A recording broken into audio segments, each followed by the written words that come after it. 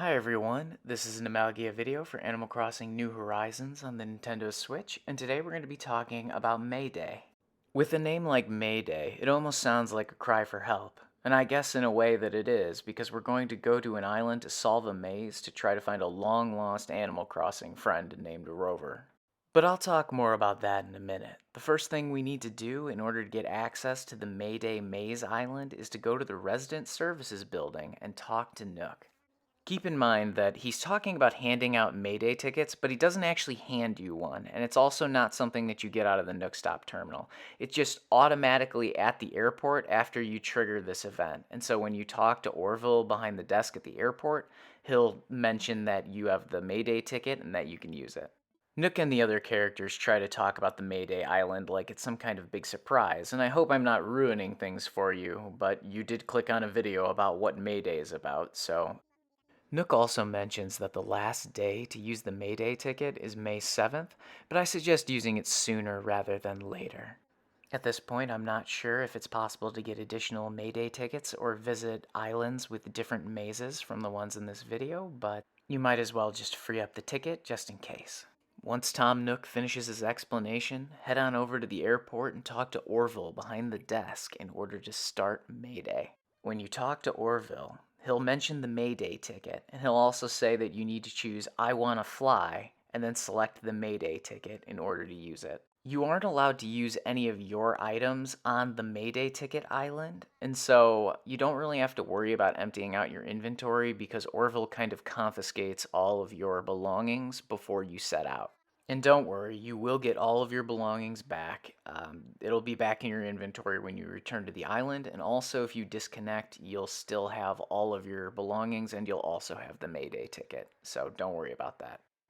When you land on the island, Wilbur will give you some explanations that aren't really very helpful, but he'll finally give you the big reveal that it's a giant maze.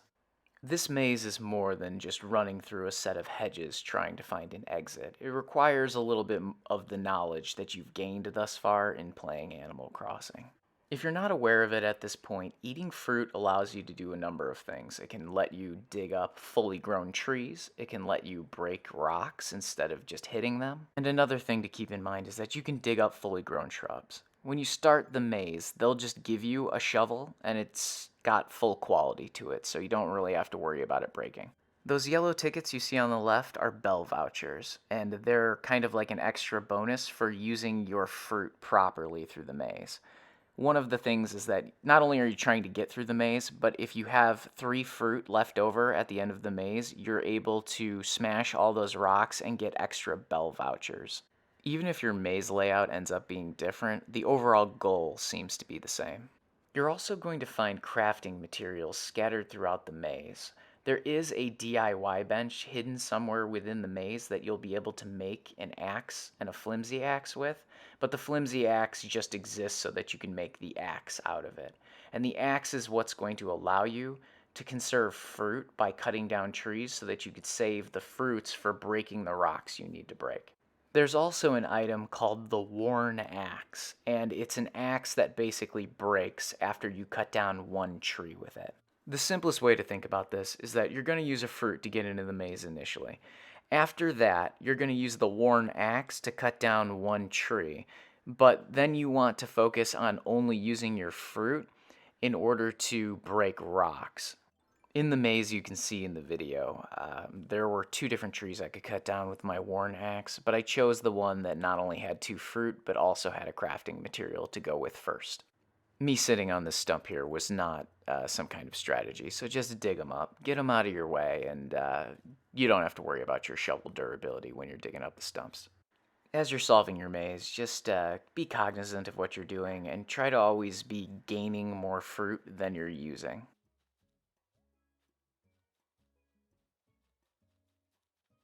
The area where the crafting bench is going to require a fruit to get in, but the good news is that there's a fruit on the other side of the rock in this maze anyway. Also, in case you're new to the game, they give you the DIY for the flimsy axe and the axe so that you can make both to get through the maze. But if you already have those DIYs, you don't even have to pick them up because it's not going to teach you something you don't know. Here in this maze, to get to the DIY bench, I actually did have to eat a fruit in order to put a tree in my inventory because I did not yet have the ability to chop it down. Here I started crafting, but then I realized that I hadn't found the iron that I need in order to convert the flimsy axe into an axe, so I had to double back in order to find the iron.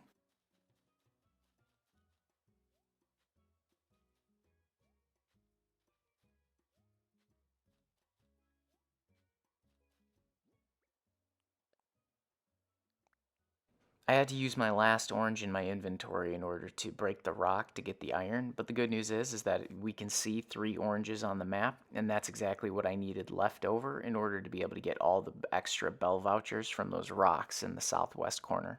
Now that I finally had all the crafting materials I needed in my inventory, I went back to the workbench to make the axe. Once you finally have the crafted axe and not the worn one, solving the rest of the maze is relatively straightforward because it's just a matter of finding and cutting down all the trees that are in your path in order to reach the goal. I'm really glad this May Day event decided to bring back Rover because I really missed him at the beginning of the game. If you've ever played any of the other Animal Crossing games, you know that Rover is one of the first people you come into contact with, and he helps you get set up in your new town. You use bell vouchers by selling them at Nooks, and they're worth about 3,000 bells each. This island had 9 extra on it, so it was 27,000 bells for solving the puzzle correctly. The other reward that I'll show you a picture of at the end is Rover gives you his suitcase. And it's kind of like a big brown suitcase with some Animal Crossing decals slapped on it.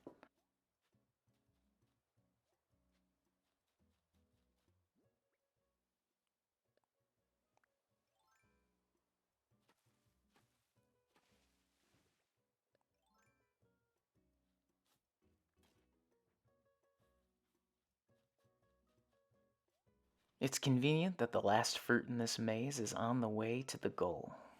Something else that may help you save time is you may want to dig up the shrubs that are at the beginning of the maze when you first enter, because they'll block your path from having an easy access to the beginning. Because when you finish the maze, you'll have to run around the outside to get to the bell vouchers, and then if you just want to cut back over really easy without having to go through the maze, you can do that.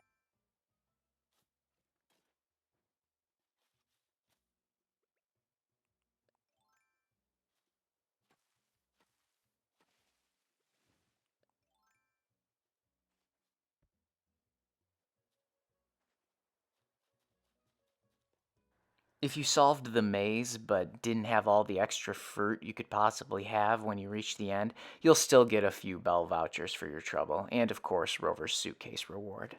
Since I did have the fruit, all I had to do was dig up these bushes on the north end and then run around the edge in order to get to the southwest corner where the extra rocks were.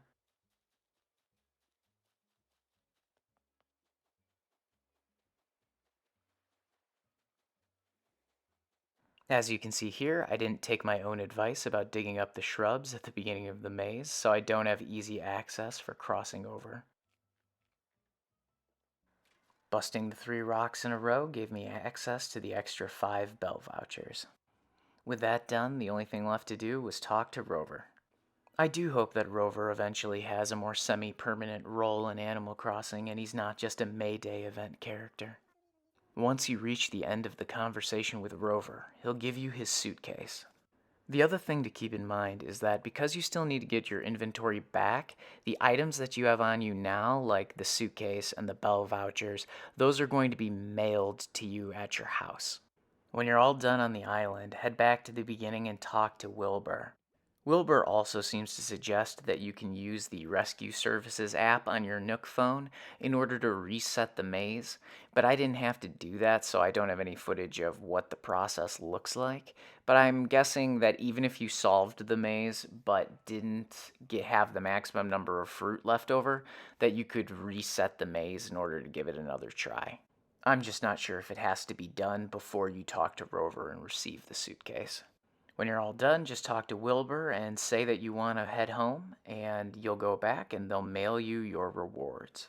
When you're back in town, you can choose to talk to Nook again and tell him that you completed the Mayday tour.